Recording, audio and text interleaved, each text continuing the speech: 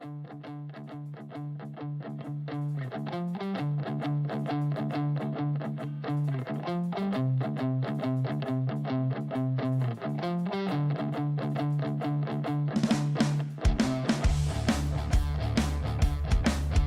might be here. Who knows? I keep going in and out of focus. I think since my teleprompter is on, I'm a little darker. Alden, I have to release myself from technological stress. Good morning. This is Anytime with Ken and Alden. He is Ken. I am Alden. We are both longing for the days when radio was actually radio, and we didn't have to be seen. This would have not being seen solves these problems. You remember going into the station in your pajamas? Those were the days. Literally did several shifts in my slippers and pajamas. Same. I used to walk around in a robe sometimes. It was way better than this, but now they want us all to be perceived and seen. We have to influence you. Yeah, this is how I do my morning show sometimes. The camera wasn't up, but here we did. That was the Cranberries, Zombie, from their new album, No Need to Argue. And now, here's the Gin Blossoms. Here on K-Bear 95, lunchtime coming up. Brett Daniels got your lunch special. 1-800-549-BEAR. Did it feel good to say that Cranberries track was new? Did that make you feel good in your soul? Yep. New music from a band out of Orange County called No Doubt. It's their second album, but I think you're going to enjoy this one. Just a Girl here on California's Rock and Roll Bear. Then you flash forward 20 years, and I'm playing some of those songs on Classic. On Big 105.9, South Florida's Classic Rock. Fuck you. New band. He was the drummer for Nirvana, but he's got his own outfit right now. Pat Smear on guitar, and this one here, it's Dave Grohl, Foo Fighters. Big Me on California's Rock and Roll Bear. I know so many people that knew Dave Grohl from the Foo Fighters first, which is a true mind F. Paul McCartney very, was very in a weird. band before Wings? Yeah, it happens. Every generation. Do you think those people are real? Yeah. Wings I first met him. Yeah, I met him. Wow. I know. I've had those conversations. Yeah. Wow. Yeah, absolutely. Absolutely. That's crazy. You know? That's crazy. I wonder what he hears, like outside of the Beatles. I wonder what people bring up to him the most. Remember that we did a song with Kanye West? Yeah. Crosby, Stills, and Nash. Is that David Crosby from the Byrds? Yeah, it happens. It happens. Hey, it is a Friday. We are, Alden, I think we can hear each other in real time today. I know. And they thanks heard my complaints. Yeah, thanks to everyone that stuck around the last 2 weeks with some big unexplained technical issues that an hour after our show, you called into Force Center, and it was perfect from the same machine. Same machines, same relative time of day, changed nothing, did nothing. And I think it was, rightfully Force Center was being platformed by the internet, but wrongly we were being throttled and silenced for our correct takes. We're here for about an hour today. I'll be live with Force Center again at 2. It's going to be kind of a regular thing until we can kind of resettle. Joseph Scrimshaw's film is premiering on the 20th. I want to say, if anyone is in Minneapolis or can get there and want to support the film and Joseph, he's got Bill Corbett. A lot of you might know Bill Corbett from Mystery Science Theater 1000 and beyond in the film, but also part of the film and doing the event there. So head on out, follow Joseph on the socials, trying to support my man as he makes takes a big step forward in his career. Yeah, it's really exciting. I just saw him post a couple hours ago that he was testing it on the big screen for the first time, and that has to be the craziest feeling to see it big on the silver screen the way God intended. And I'm very excited for him. And I think if I understand this correctly, I'm not sure what was used or what wasn't, but there are fake titles in the movie and fake like posters and movie art that might feature some faces that you guys might know from around. There's a few of us that from around I think are in the background of things, but yeah, very excited for him. On the docket today, what do you got? We got a lot. We got death. Death is on the docket today. It's a show about death because you've been dreaming about death. You've been thinking about death. Our president has been thinking about his place in the afterlife post-death.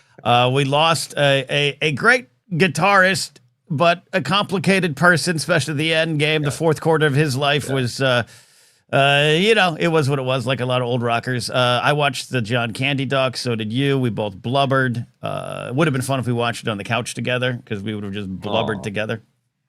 Yeah. What snack are we crying into during a documentary like that? Oh, well, what I had was 2 little tiny Trader Joe's peaches and cream and strawberry and cream yogurts. Adorable. I had peanut butter and jelly. Look at us having like a little schoolboy lunch table pride fest. Yeah, it's I mean, thank you, Coop. Coop says you got to survive at least a few more months, no death before 30. That's a good mantra. I can get behind that.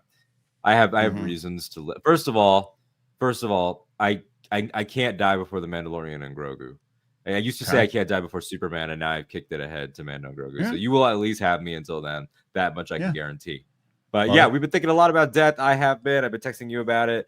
It's weird because it's like, I don't think that Donald J. Trump and I have much in common as men, as figures, public figures as we both are, been very, very, influencers, movers and shakers. I don't think we have a lot in common. But this is my favorite storyline currently in American politics, because it's hurting no one. It's just somebody unraveling and realizing, like, we are watching a Christmas Carol-esque like parable happen out in real time of like, who visited him? What did he see?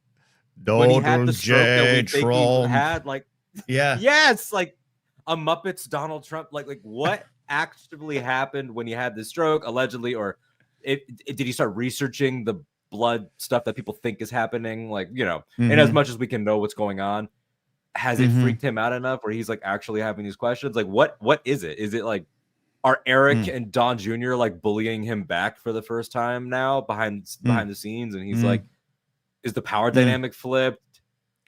Like, does he feel like he has less riz with his daughter? Like, I don't know what is pushing him to this point, but I look, this isn't me absolving him on any of the last 10 to, well, how old is he? 79, last 70 years of his life, but he's human, right? We know he posts from the toilet, so he wakes up and has his constitutional, but you gotta think, as a human being, despite being covered in gold, that at some point he's like, are we getting there? And he's going to have these big thoughts. And then, but to have it play out, but knowing him, like we all unfortunately do, I'm expecting there to be like some big press conference, like, I've been thinking about dying, but instead it's these like, hey, what do you think about Gaza? I don't know if I'm getting into heaven. What? Yeah, no one's talking about.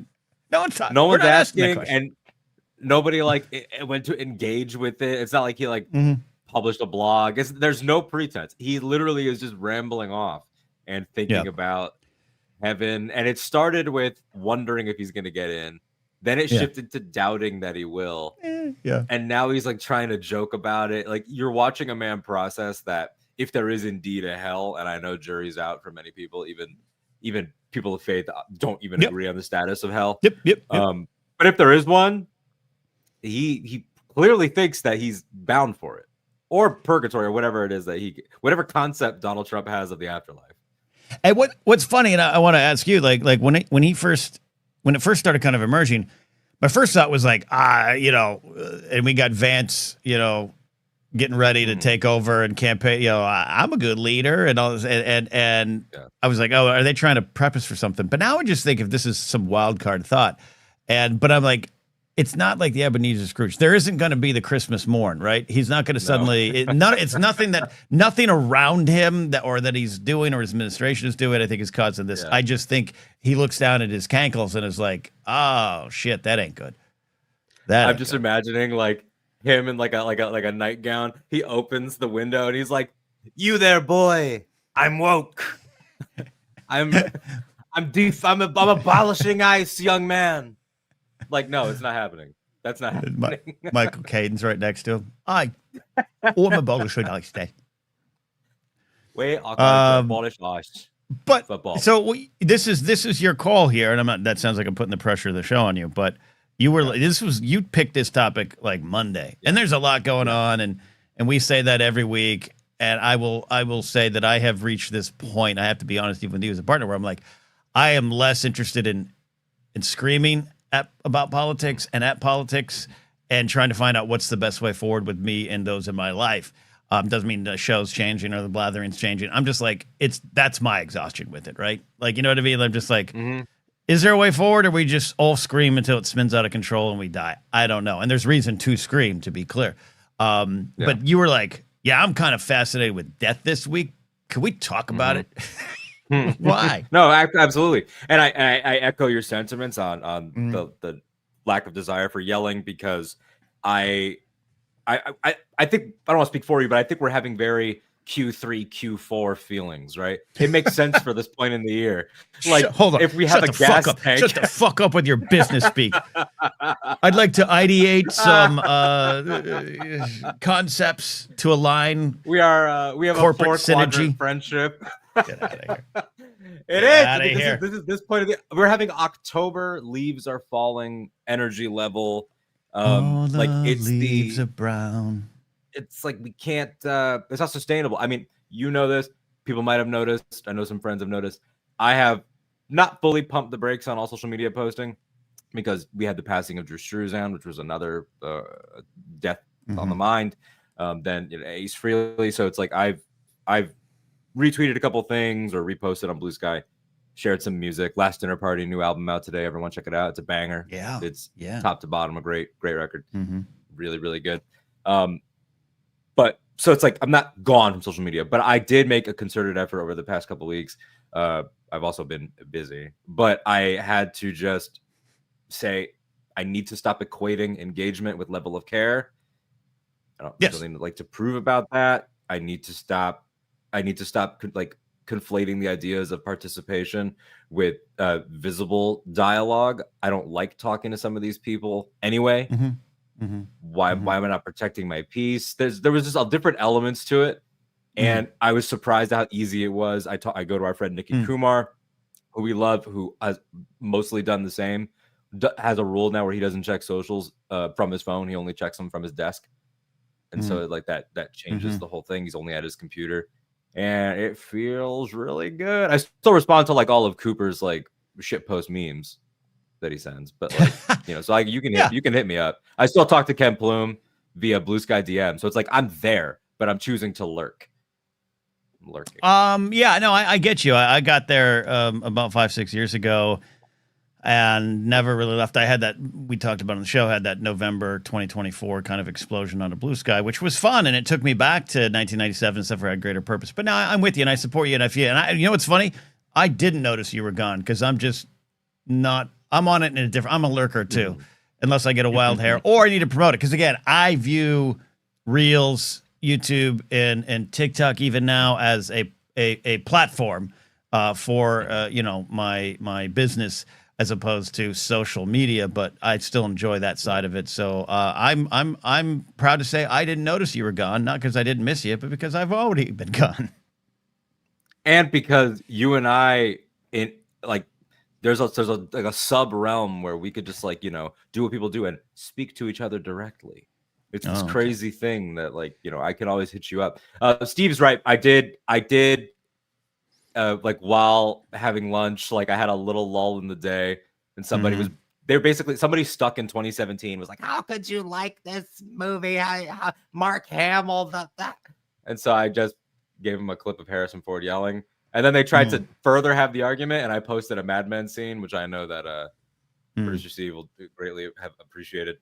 But all that being said, in that time that I was not on social, death has consumed me. The John Candy documentary, so the Trump stuff has been floating around. That's like the framing, and it came back this week, coincidentally. Right. But it was the Candy doc that really got me. I already have a thing watching older people talk about other older people, especially when I appreciate what they did together. Right. That gets me. Like I got emotional watching Conan get the Mark Twain Prize at the Kennedy Center. Right. Like that type of stuff that we went through it together type appreciation. Band documentaries always gets me. This being this man with the amount of time that he's been gone, and therefore how old other people have gotten, but still like the clarity of the memories. Like these are all like. The youngest person in that was a regular talking head in this was like Tom Hanks. Like, these are old people, like Bill Murray, Macaulay a little bit, but he's old. Macaulay, Macaulay. But even then, he's in his 40s now, which is crazy. Yeah. But it's really contemplative. It's bookended by 2 eulogies. They're both really beautiful. The Dan Aykroyd one really hit me and freaked me out because it was so him, obviously, but it was so perfectly written. And I started to think about the concept of Aykroyd having to have buried so many of his friends at this point. But you know, particularly Belushi and Candy at those points in like their youth. And then that brought me down the road of, oh man, am I gonna have to do that for people? And then it was like, well, inevitably yes, and vice versa. Yeah. And like whether that's soon or not soon, but it's like I know too much information like about situations like that it was hard not to feel like, oh god, like the fact that like, I mean, we get into it in the documentary about his service, but like the fact that like Aykroyd gave that eulogy, the fact that he was like on his Harley leading the procession for Belushi, like really having to participate in loss. It's like sometimes loss is an abstract, and we see that someone died on social media and we're like, oh, I haven't talked to them in years, that really fucking sucks, and maybe you drop a comment. But to have to participate in it is something that hasn't happened to me yet. I haven't had to be a pallbearer or anything like that. But it really got me freaked out. And then I started thinking about specific friends that I have, which was not a good thing to think about. And I started to think about the things that I would say. Certainly not you. You're going to live forever. You're look at this unkillable Ken Alden. You better start preparing your speech now. It's going to crush. Trust me. Yeah, okay. This is deep stuff, man. This is deep stuff. I don't know what's going on in your week, but it's just... yeah, no, I feel it. It's you and Trump are aligned. Your mortality is flashing in front of you, and that's a thing. Yeah, I've been a pallbearer a couple times, both for like a grandparent of a close friend and that kind of situation. And I've been to a couple funerals, unfortunately, recently of folks too young to die. You know, so I get you there. But what I have an ego, Alden. What is your opening sentence for me? Oh man, it depends on where I am in the order. You know what I mean? Do I open? Because I'm assuming that yours is gonna evolve into like a full lineup. Because like I'm gonna speak, certainly Ellis will speak. So that's that. I mean, they're already. Look, I'll be honest. Yeah, I'll be honest. My love and appreciation for Mark Ellis means I might let him just have the day off. You know, because I know that he gets roped into a lot of, you know, weddings and funerals and speaking engagements, as he should be, and he's the emotional center of so many friend groups that I think I'll be like in my will and testament, Mark Ellis can stay home and watch the football game. That's really nice. That's really lovely. And maybe that I'll put into mine. I'll say this should have been Mark Ellis's job, but as a final act of Ken's unyielding kindness, he has been allowed to skip. He's been allowed to no show the function. Beautiful. No, I've also joked with you this week about firing a flaming arrow at your body as it moves downriver. I think you. I'll take that. I'll take that. But what do you do with all these deep thoughts, man? Thinking about that, and like I've just been musing about them. You know, I've talked about them with some friends. I talked about it with you know, Jerry and Scotty and Jared and all those cats that you know about. Just like, you know, I've always been good about telling my friends that I love them. That's not a problem for me. I don't have that like masculinity barrier in my brain. Yeah. But I'm lucky to have friends around me that are the same. But it was a point for me this week to really try to think about that, of like, try to let them know like I can be trusted with that responsibility. I basically wanted people to know that I could be Dan Aykroyd in that situation. That I remember things. Like I think it's important that you remember things. Every friend that I've talked to this week that I've known for like 10 years or more, it's like a really specific old story came up, and like I have perfect clarity on so many of those things. I can't remember like math equations or, you know, stupid shit like that, but I can remember specific, like what the shoes my friend was wearing when I met them, and like all that, and I think it's like it got me thinking about the responsibility of having a good memory and responsibility of maintaining our relationships. I'm not gonna name what friend we were talking about, but I asked you about one of your friends this week, and we had a whole conversation about his communication style and like all that, and how you've known each other so long. And it's just something I was thinking about. And then the Trump stuff made it funny, and then losing Drew Struzan and talking to other fans about how he lives on now through like the art that we all appreciate. and that's good. But then losing Ace Frehley, and then thinking about like he also lives on through art that really shaped me, but also, you know, these are mortal men that you have to reckon with, like who they were to you and who they were to the world and themselves. Just big thoughts, big thoughts. Does it get better, or do you keep having these big thoughts? I think it, for me, gets better. I'm usually thinking about when it's time for me to punch out. That's been a lot of what has driven my dark thoughts over the last 25 years. But when it comes to others, like, you don't, you just, you're only going to be able to face it. That's the way I look at it. There is a great Beth Orton song from about 2000 about that concept, about her losing her mother and not knowing the strength she'd have until that moment. And there's also a great song by Bishop Briggs called High Water, which is about her losing her sister, which is one of my favorite songs. Just a great song. Bishop Briggs is amazing if you haven't taken a swing through her catalog. But, you know, so I do listen to those songs a lot about how people deal with that kind of loss.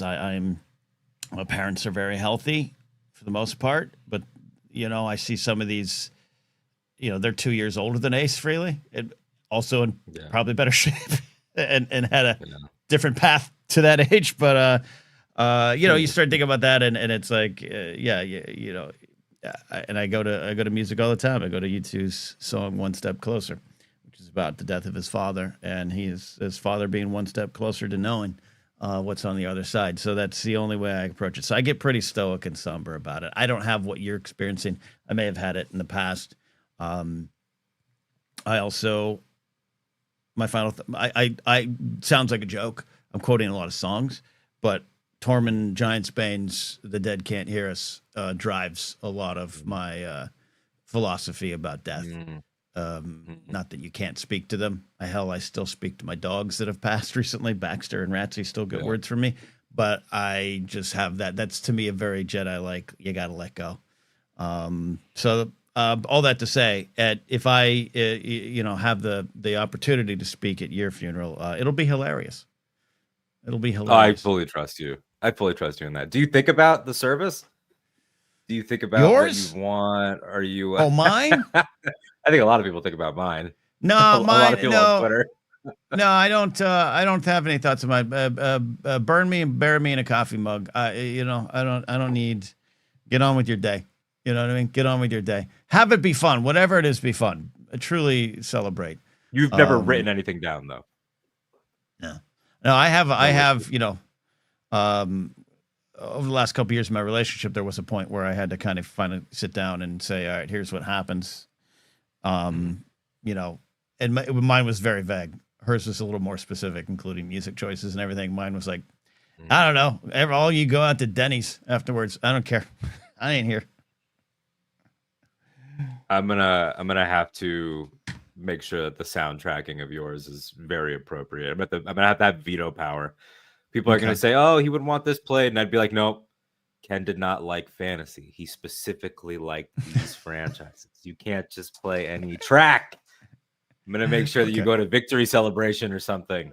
Okay, there you go. Like God intended, with majesty. No, I feel you on that. Like the remains part versus the ceremony part is a thing for me, where it's like I'm really not that concerned with my remains. Bury me, burn me. That's not really my concern. But it is important to me that there's humor. It is important to me that like there's remembrance and experience. Like I want my favorite foods there when they're like talking about with my casket and shit, like right there or whatever. Like I want to have a final participation in memory of whatever it is I am. But nobody needs to cry, and there doesn't need to be like a formal dress code or anything like that. It's not about that. Oh yeah, I mean we'll cry, man. Don't worry, buddy. We'll cry. You know, you can cry at mine. You'll cry. You'll be like, who's gonna explain Skeleton Crew? Who's gonna have the best takes? Do you wrestle with legacy, your own legacy? Are you in that kind of spot? Like I'll tell you the thing. I woke up this week. I woke up and thought it's 2025, and I was thinking about something from 2005, and I was like, I have accomplished nothing since that. I am the same person. struggling to try to find purchase in this town and trying to reach my goals, but being far off from them because I hold myself back. I'm like, 20 years has gone in a blip. Other people I know have gone on to have marriages and kids and buy houses. And I'm not talking about material things, meaning success. I'm just talking about their life has changed. Sure. And I'm like, I'm sure the same and even worse, hanging on by a thread. I'm like, so I wrestle with that more than anything. You know, death will be a sweet relief from the pain I caused myself over my own legacy. Ken Knapsack, new special. Death will be a sweet relief. Mm-hmm. Yeah, I do as well. A question though, follow up before I get into it. When you have those thoughts, do you manage to navigate and shake yourself out of them, or does it just kind of like ruin the day? Because I think as your friend, and your audience would probably agree, and like I think if you could separate your heart from your logical brain would probably say, well, Ken, we returned to comedy and we're working in it way more than we did for the better part of that 20 years. Like, we're a better broadcaster than we were. We have maybe better friends than we did. Can you do that more friends to get out of it?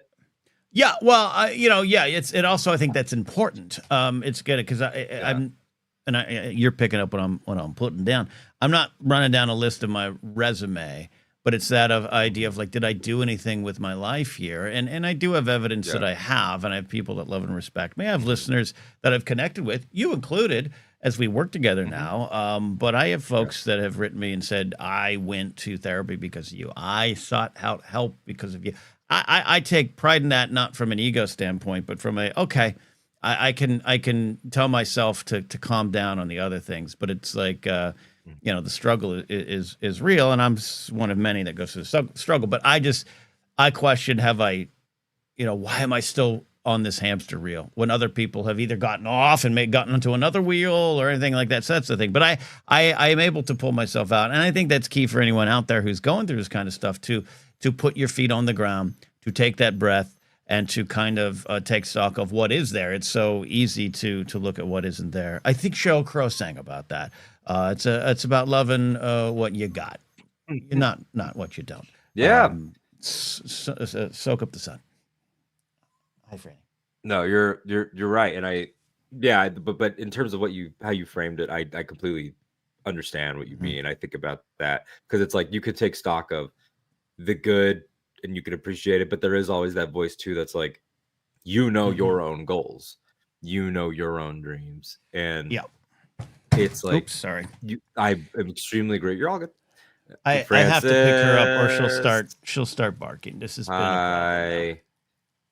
been a problem here. She's a star. She's a part of the broadcast team. She's been on every stream this week because she just barges her way onto them. Anyways, but it's this, this having this little beanbag in my life daily, makes you want to make sure you're okay. No, and reaching out too. And the thing is too, and I know you do. Sorry, I'm talking over you, but like, if you got anyone out there's got those dark thoughts, we got to be able to reach out and be comfortable with that. And I've been blessed more than anything. I've been blessed with great friends, especially this week. Some have reconnected and emerged with me in a grand way, and new ones have shown up, like my friend Jason that I go for walks with. Like, and I think you're very good at that. You have some friends. So if anyone out there listening too, like, we're getting dark and serious, but knowing that you can, or feeling that you can, and if you don't, and I always say, if you're out there alone. And you're listening, find a way to DM one of us. We'll chat you through it. I hate the idea of anyone out there struggling through it, not having anyone to reach out to. Yeah, I mean, I remember some of the darker moments in my life. It was, even if I knew that I had friends, it's like, you're at that young age of like, oh, because this is a topic that we can even unpack. You feel shame about it. And it was like people that I listened to, or comic book writers that I liked. Matt Fraction, who wrote the Hawkeye run that is very celebrated and is currently writing Batman, and it's so good. Yeah, it's excellent. Matt, he posted a Tumblr blog post years back when I was a teenager that was about his I guess we're on YouTube, his unaliving attempt, and it was, but he wrote it in such a way that it could still be like funny and like full of laughter and positivity, and so all of that I think was like really fundamental. I said it to a lot of friends. So yeah, it does matter. And in terms of like legacy, if you're consumed by that, I think also it's like I haven't accomplished the things that I said that I wanted to. But I've accomplished the things that I didn't expect. And so you have to be able to like have that, and that's been hard for me. Like I'm only now getting to it at this age. But like my early 20s, I had big I haven't done anything that matters. If I died, no one would know. No one cares. Like I haven't finished anything. I have all these unfinished things. And now it's like, well, being a person that tried and did it, you know, this isn't a perfect metaphor for what I mean, but it's like there's still honor in being a session musician is something that I think we all have to process. Like, no. It's I guess maybe like I don't know if that makes perfect sense, but you know what I mean. Like how many great comics never get their picture on the wall or their name on the building? Like, so yes, many, and that's what I'm trying to differentiate between. You know, I'm open and honest. Like I wish, you know, the Blathering and Anytime and Force Center and Pop Rock and Radio were listened by thousands, if not millions, and more. Like I do covet that because there's security in that, and it's easy to say that's what I do. But also I wrestle with this from when I was a security director, and you know, was I good to the people around me? You know, I think that's truly the mix, and because sometimes I feel bad. Sometimes a lot of my pouting is that, oh, I might have to go, you know, work a job, and then I stop and realize, like, number one, I do have a job. It's this and that kind of stuff. But two, like, I have a lot of listeners who are like, hey, motherfucker, like, I got that job, but it's a different mindset when you're a creative person because it's your identity. It's a loss of identity.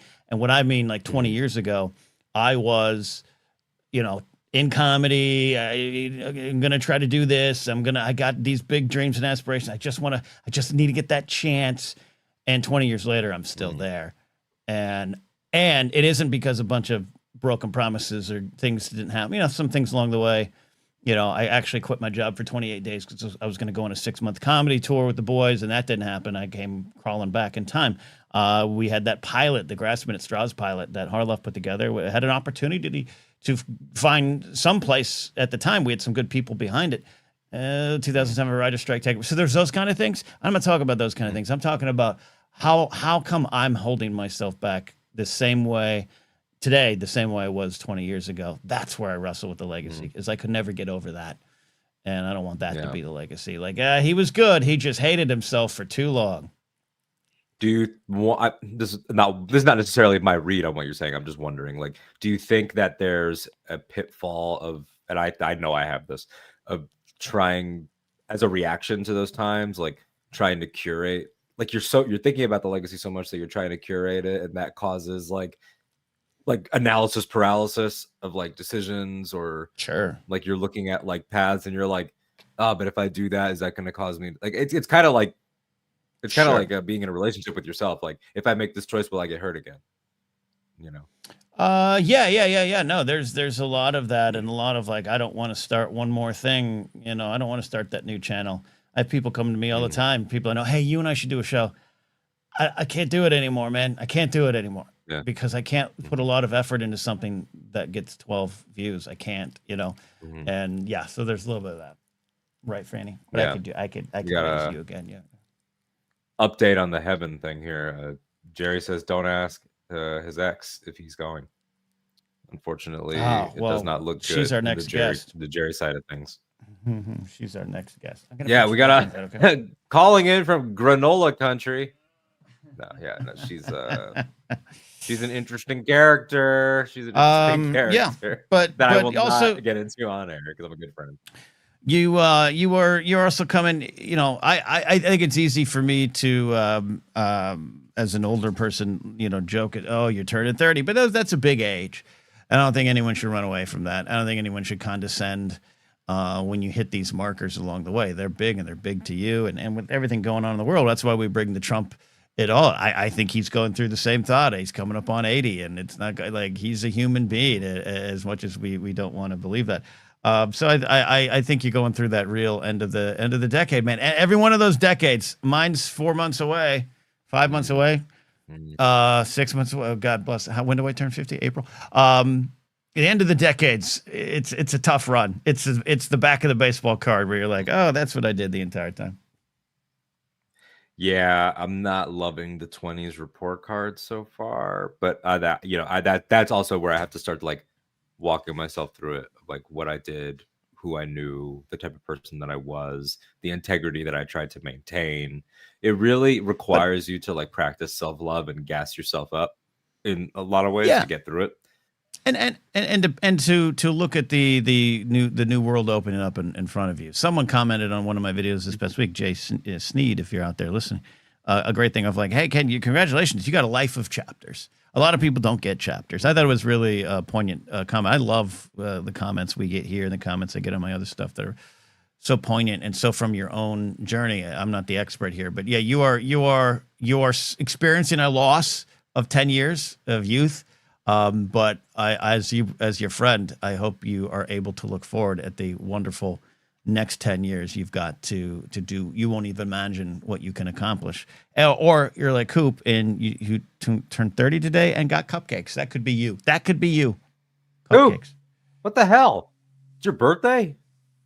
Man, I'm sorry. I'm really bad. It's Johnny's birthday. It's Johnny's birthday. I'm really bad at remembering birthdays. Well, congrats, Coop. 30 years of being a cryptid. Incredible. This is fantastic. That's great. Like save me a seat in the realm of the 30-somethings. And it's a good decade, man. Let me know how it is. Let me tell you something. It's a good decade. It's a good decade. It was the 40s were my favorite decade, though I am, as I close my 40s, everything that I've had, everything that I was seems to have evaporated at the end of this 10-year run. But I'm still going to say I just had a great time and a great run, and that's okay. That's what I want you to be at as your buddy. You had this, you had good, you had bad, but you have new coming for you. Absolutely, it's humanizing. It's humanizing to think about, which I guess in a funny way is sort of like how Trump's whole fucking fixation on the idea of heaven kind of factors in, because the reason why that hooked me as a Trumpism is because it was, I think, the clearest and most relatable reminder that even someone as far gone as him is still a man. Like, it was like, oh, he's a human being. Like he becomes an abstract and he becomes like this almost creature that just exists. You know, we treat him the way that we treat, like, Watto is a character that I've compared him a lot to. Like, if Trump wasn't in politics, he would just be an American Watto. He'd just be like one of those freaks that we just accept and kind of laugh at, despite the fact that like he like owns slaves. But that was that thing of like, oh yeah, you're someone's grandpa, and I forget that. I'm reminded when like the granddaughter is using the White House to like pimp out her fashion line, but like I'm really reminded. When he's saying stuff like this, Francis, it's very interesting. Sorry, she's going bonkers. Yes, it's about mortality.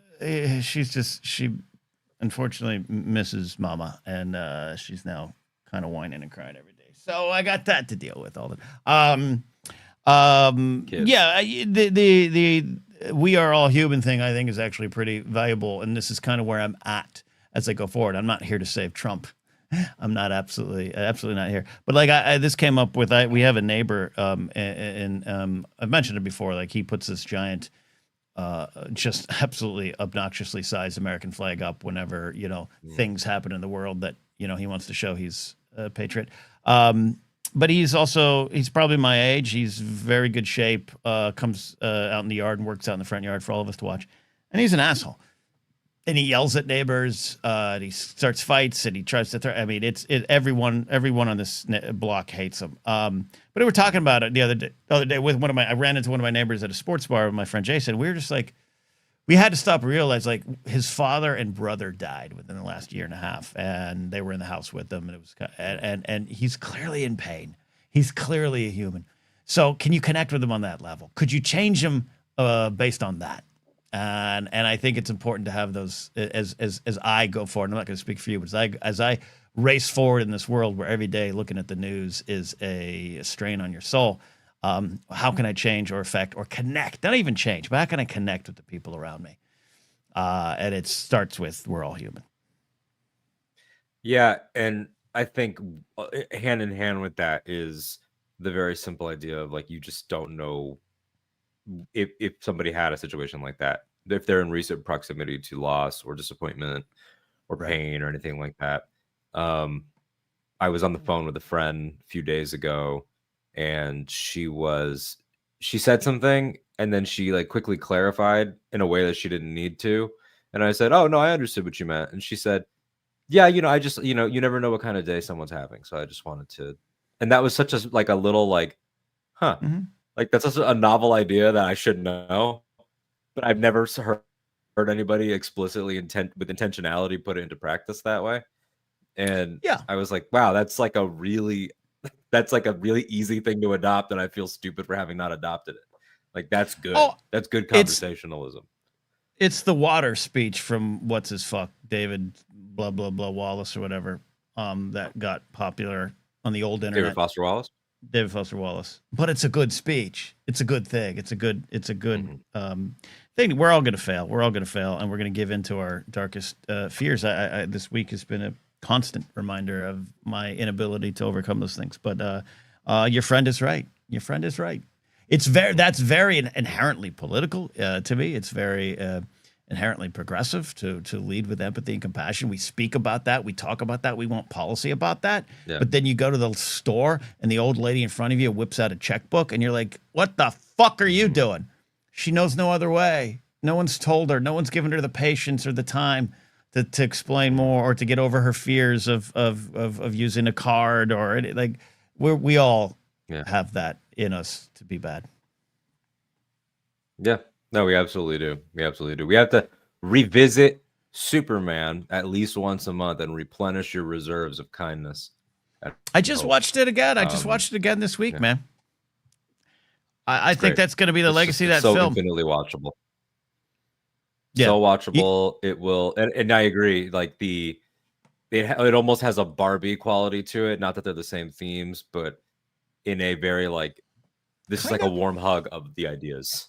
Yeah. They are in there. Yeah, they're compatible. I get the same feeling. I think you're absolutely right. I actually get the same feeling. That'd be a great double bill. Yeah. This last viewing of Superman, I was watching it over the course of a couple of days in my gym as I got swole, and I had some tears in my eyes, and the Barbie movie makes me cry every time I watch it. Same. Molly Damon's here, says 30s are great. Molly Damon, who I believe last week, since our last show, celebrated wedding anniversary. I saw a post about that. Congrats to couple goals out there. Shout out. Like 13. Shout out those Damons. Shout out those Damons, baby. Yeah, I love to remind them that I was in high school on their wedding day, even though they look better than I do, and are less run down than I am. Yes. It's real. Eli with the Billie Eilish shout out. Yeah, that's the other thing about the Barbie movies, that you can't make it through this song without rolling a tear. If you're not already crying, they throw Billie Eilish in right at the end. The Eilish song? Yeah, shit, that's great. You know who does a great cover of that is Paul Weller, the Modfather. And not that you need another version, but I highly recommend seeking that out. Just in case the Eilish version doesn't connect with, because sometimes that happens, a famous name. Paul Weller covered that? Paul Weller does it. That's awesome. Paul's good in covers. Sick. Paul's one of my all-time favorite artists. The Jam Baby Style Council. Yeah, man. Paul Weller, good. Who I got into because of James Gunn. So it loops. Yeah, what song of his is on? It's not on Superman, but he did character playlists for them, and the Jam is in there, and he shouted out the Jam a few times on the press tour, and I wasn't that familiar, and so I did like a whole Jam journey. There is so much of what you enjoy today that you should think that there's a Jam for, so that makes sense. What is the song? I'm looking it up here. Let me see what it was. It might have been "This Is a Modern World" or "The Modern World." This is the modern world. Yeah. Yeah. He's also got his great ballad from 1995. "You Do Something to Me" is in the Christopher Reeve doc. Yeah, check out Ghosts. If you listen to Ghosts, the jams, the song, the Ghosts, Ghosts. It's a good song. That's good. That one saved my life.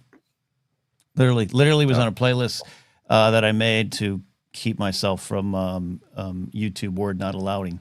And that's I credit Paul Weller for that. Yeah. That's heavy. That's heavy. James Gunn is doing what radio stations used to do in the 90s and 80s. Turn on everyone. You're not wrong. Music. You're not wrong. I mean, the amount of stuff that I've discovered over the last decade of my life, because that's how long he's been a famous director. I mean, on that level, is crazy. The amount of songs that became popular because of it. I mean, obviously, Guardians 1 is. Each one has like the marquee songs. Yeah, like "Come and Get Your Love" is huge. Then 2 uses "The Chain," and then 3 uses "Dog Days Are Over," and then Superman with "Punk Rocker." I mean, "Punk Rocker" might be the song of the year. Like 20 years after it came out. I love that, man. I love that. A dude can drink some ocean spray on a skateboard, and suddenly Fleetwood Mac has their best year in sales since the 70s. That's awesome. Oh yeah, Foxy Shazam as well. I love Foxy Shazam now because of James Gunn. I'd never heard of that band. Ever heard of them. Yeah. The teddy bears at Iggy Pop are like, wait, what are these checks? What's coming in now? It's amazing. Cooper says it right. Teach the kids who Iggy Pop is. It's a listener. Well, okay, I don't want our audience to get so depressed on this episode here today, Alden. Have we solved anything? Is there any joy? Are there joys in your life that you're looking forward to this week? No, there's joys. There's joys in my life that I'm looking forward to. Yes, but there's also, I'll share this with the nerds, and I don't know how it's going to go over if I'm suddenly going to get a bunch of DMs. I started reading Berserk for the very first time, a classic manga series. This is like a Japanese comic book, Ken. That's what manga is. Japanese. You know what manga is? You read it backwards. Twit. You read it backwards. Okay. I've never read Berserk, and it's a classic, and it's a couple of my favorite people. It's their favorite thing. And I finally said, you know what? I'm gonna do it. I'm not gonna be like Ken with DS9. Okay. I'm gonna listen. I'm gonna take the recommendation, and I'm gonna do it. Okay. All right. I think that's a good advice. Yeah. Don't be like your stubborn Uncle Ken who refuses to watch things. By the way, this has affected relationships. Okay. I just so you romantic know, and otherwise. Romantic relationships, long-term ones. There was a book, my first serious girlfriend. It was like her, like, oh my gosh, this book means everything in it, and I'd love you to read it. And I was like, yeah, nah, I'm good. This isn't a good trait. So Alden, what I'm saying is you've chosen correctly. I'm breaking the cycle. But there's joy and positivity even in what we were talking about. I don't want people to take away that like, oh, they're just depressed and they think they're gonna die. It's not that. It's that there's like sorrow in it, but it's also like how lucky are we to have friends that we can even think about like the mutual respect that it takes to like trust them to sum you up. Like that's awesome. That's also really cool. It's also really cool to see everybody in the John Candy documentary say those things. Like that's awesome that he left them all happy. There wasn't a tone of, even when they were discussing his death, there was never a tone of, and we've messed it up by not paying attention to the signs. We let him crash and burn. It was never that. He was never cruel to his friends on the way out, even dying. He wasn't unkind. They actually emphasize how he went out so peacefully, that he like read from the Bible and fell asleep with it and like just went and like all they can say are good things. All they can do is be happy. I think it's great to like these thoughts also make you take stock of good and absolutely our dogs or friends, all that. So that and look at producer Steve putting it in game terms here. Halfway through 30s, and I don't appreciate the exponential experience bonus each year. Getting faster and faster, gets faster and faster, but I am getting slower somehow. I blame kids. Look, I'm not gonna blame your kids because I've never met the little producers, but historically, it is their fault. It is in general children's fault. The Little Lebowski Little Producers Overachiever Awards. Yes, absolutely. Yeah, no, that's great. But Yeah, no, no, no. I feel good.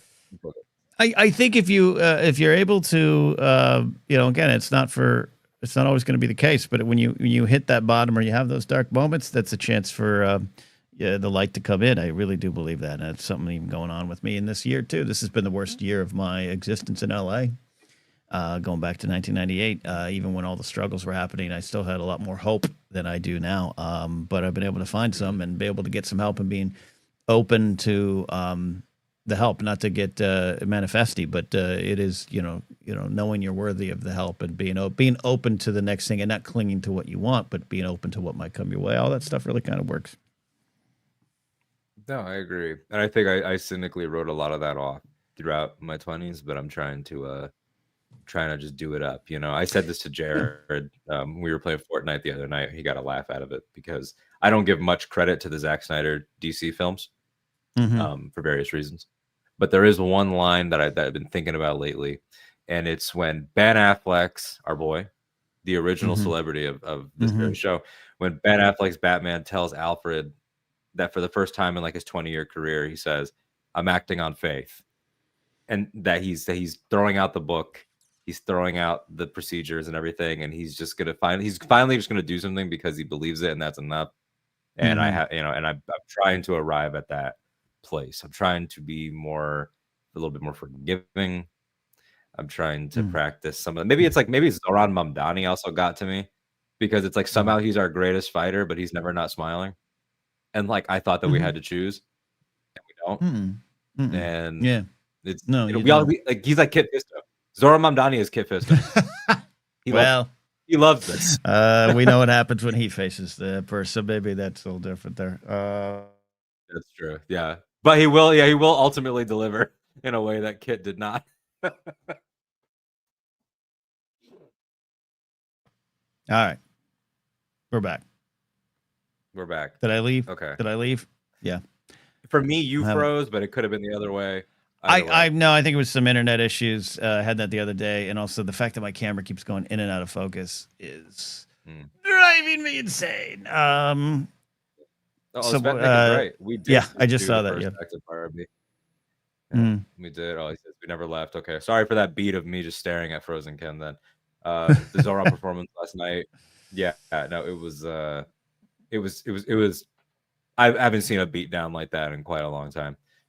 And like, if you ever needed to cement the true like rise of a Gen Z Obama-esque figure, as I think that he is, with, I would say, different politics, certainly. I don't want anyone to take that too directly, but that type of zeitgeisty moment, we literally just had you youngsters. You youngsters, you gotta get over your Barry shit. You gotta get over your Barry shit, you youngsters. You gotta. We literally watched a guy last night say, "Yeah, that I've bought weed," and smile straight into the camera, and he's gonna win. He's gonna win. That's a different level. I love it. No, he's. I hope so. I hope he's gonna win.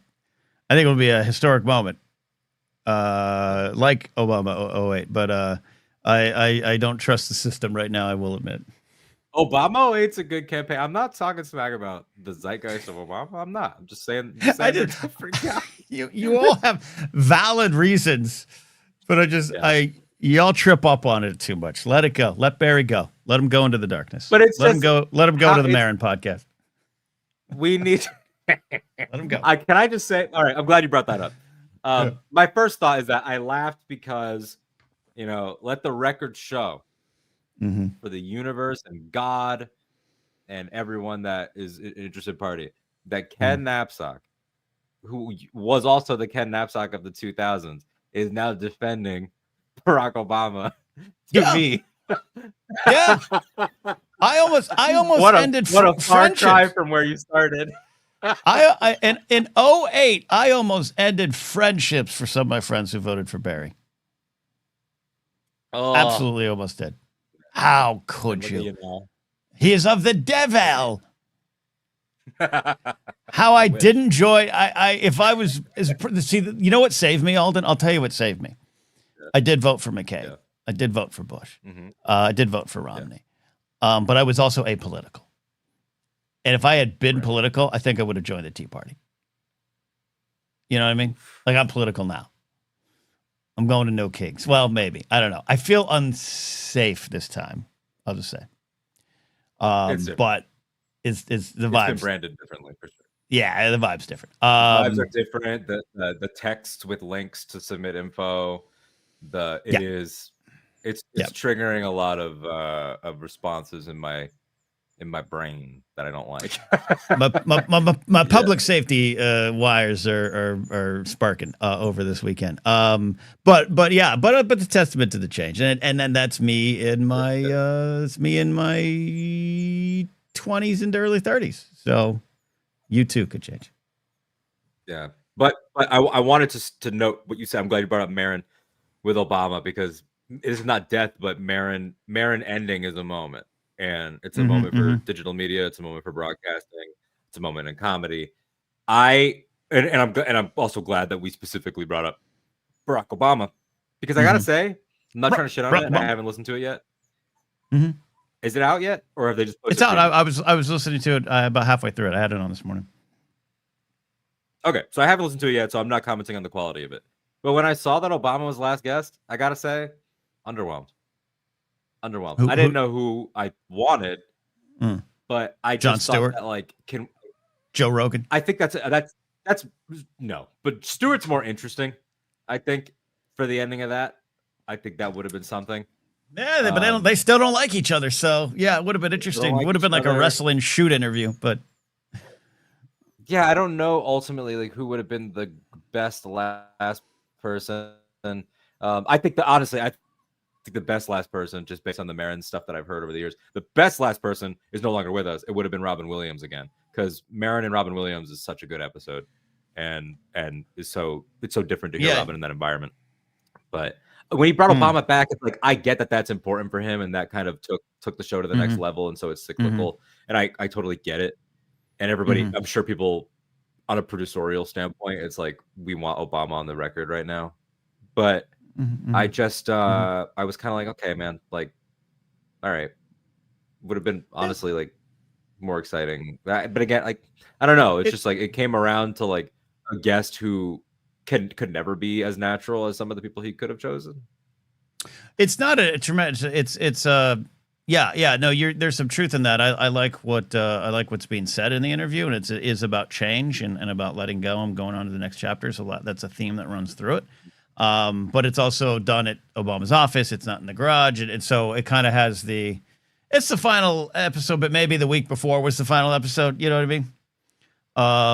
So there's a little bit of that to it. And I had stopped listening to Marin regularly, and not for I stopped listening to podcasts. But so I think there's some truth to that. And I like Barry, but he does like to talk. And so it's an interesting interview. And he's got a lot of stock responses and everything. You know, my Obama consumption level at this point is just post your music and movie lists, and that's about all I need from you at this point. Yeah, I think that being said, I will always appreciate that Barack Obama gave The Force Awakens a shout out in the White House press briefing. I gotta go watch Star Wars. I always gotta go watch Star Wars. He also did that with I think Iron Man or Iron Man 2, that he had a screening of it there. Last question, and then we could actually hit that hour mark that we said we were going to hit for the first time. If you, and this could be through any of your, it doesn't matter what the branding of the show is, but if you were in that spot and you had, that last slot to fill, you could interview one person and then you can't pick up a microphone again, at least in this capacity. Who's the last person that you would have interviewed if you were Marin and you could get anyone? I don't know. I might have found a way to not have myself be interviewed, but it'd be small. It'd be quiet. It'd be maybe the first guest, or maybe it'd be the producer. It would be that level. That's restraint. That takes restraint. Well, I'm a pro wrestling guy. I believe in my heart that your final match, you should go out on your back. I don't like it when guys win their final matches. I think that's bullshit. I think that's not how it's supposed to work. And it is supposed to be about passing it off. And that's what I would do. I'm not saying I would bring some new young pie, but there wouldn't be fireworks. The opponent in that scenario is supposed to have the honor of retiring you as a verb to retire them. Yes.